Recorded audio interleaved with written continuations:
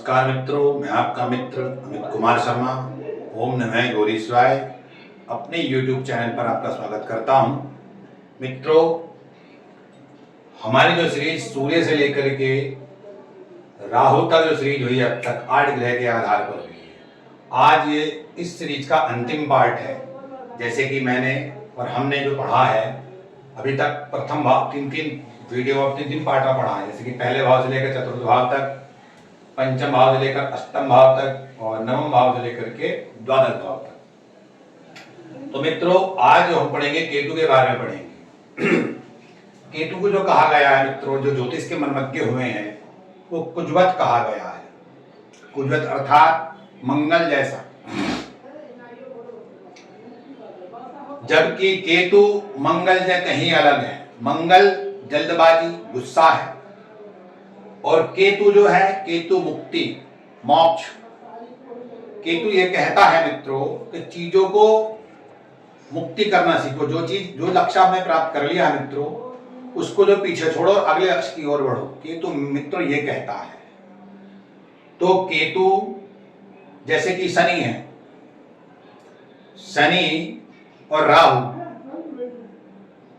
से राहु कहीं ना कहीं शनि से बहुत ज्यादा कष्टकारक माना गया। क्यों? कि शनि भगवान जो है शुरू में रगड़ते हैं इंसान को, बड़ी अच्छी तरह से रगड़ते हैं, और अंत समय में जो उनकी अंतिम परिधि हुआ करती है, तो वो जातक को कंचन बना करके, सोना बनाकर कुछ ना कुछ दे करके जाते हैं। लेकिन राहु में इससे अलग है। राहु जब आता है तो व्यक्ति को भ्रमित कर देता है। राहु मनुष्य की बुद्धि को इतना भ्रमित कर देता है कि वो संकाली प्रकार का व्यक्ति हो जाता है। तो ऐसे ही राहु के ठीक सामने होने के कारण केतु की जो गणना हुई है, वो कहीं ना कहीं गलत ग्रह के रूप में ही हुई है। लेकिन केतु जो है नवग्रह में सबसे शुभ ग्रह माना गया है। क्यों माना गया है? कि केतु मुक्ति और मोक्ष का कारक है। जीते जी केतु को प्रथम भाव में कहीं ना कहीं अच्छा नहीं माना गया, क्योंकि ये मंगल का ग्रह है। लेकिन फिर भी जो ज्योतिष के मर्मज्ञ कहते हैं, वो कहते हैं मित्रों कि जब कभी केतु किसी के प्रथम भाव में होगा कुंडली के, तो ऐसा जातक मध्यम गति का, व्यवहार कुशल हुआ करता है। ऐसा जातक मित्रों धनवान, संतान से सुखी, ऐसा जातक जो हुआ करता मित्रों मानसिक रूप से, मतलब मानसिक कह लीजिएगा, वो आत्मिक रूप से पीड़ित रहता है। वो जो कहना चाहता है वो कह नहीं पाता, वो अंदर ही अंदर अपना को घुटन और चिंता महसूस करता है। ऐसा क्यों? केतु जो है सूक्ष्म है, गहराई। केतु जो चाहता है वो चाहता है रिसर्च, खोज करने वाला, खोजी, जिसका केतु प्रथम भाव है। मित्रों, जब केतु प्रथम भाव में होंगे, ऐसा जातक जो होगा यशस्वी भी होगा, बुद्धिमान भी होगा, पराक्रमी भी होगा, क्योंकि मंगल के घर में है, कुजवत फल देता है केतु। इस कारण केतु के प्रथम भाव में रहने से हाँ इतना जरूर है कि वैवाहिक जीवन मनुष्य का कष्टकारक, दुखकारक हो जाता है। जब केतु यहाँ होगा तो राहु सप्तम भाव में होगा, तो वैवाहिक जीवन को खराब करेगा। आइए चलते हैं द्वितीय भाव पर। जब केतु द्वितीय भाव में होगा तो ऐसा जातक किस प्रकार का होगा? ऐसा जातक केतु को द्वितीय भाव में, अष्टम भाव में अच्छा माना गया और 12वें घर में अच्छा माना गया, फोर्थ, चौथे हाउस में भी अच्छा माना गया। वो कि ये तीनों घर, 4th, 8 एंड 12, ये मोक्ष त्रिकोण घर हुआ करते हैं। केतु को दूसरे घर में क्यों अच्छा माना गया?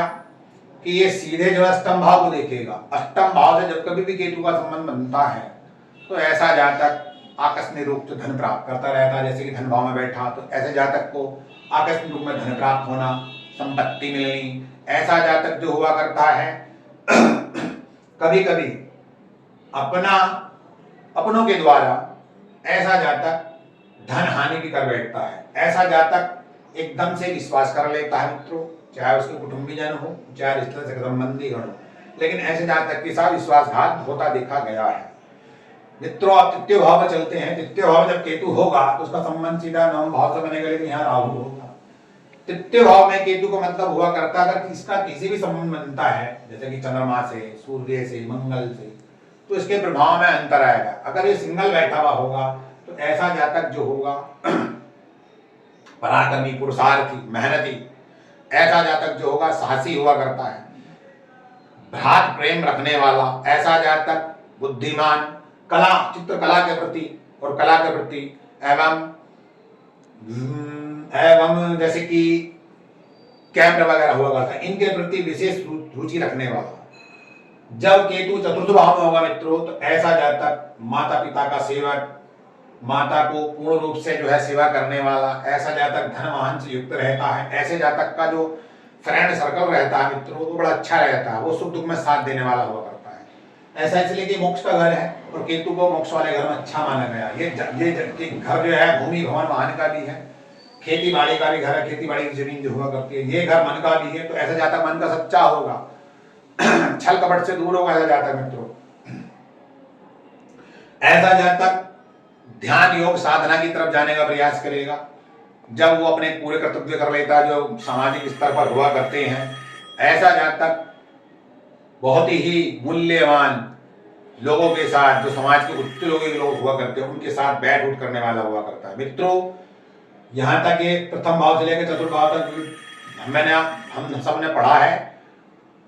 अब मेरी वीडियो और आपको पसंद आई है चतुर्थ भाव तक, तो इसके मेरे चैनल को सब्सक्राइब करें। ओम नमः गौरीश्वर मित्रों। अगला पाठ बनाएंगे हम पंचम भाव से लेकर अष्टम भाव तक। नमस्कार।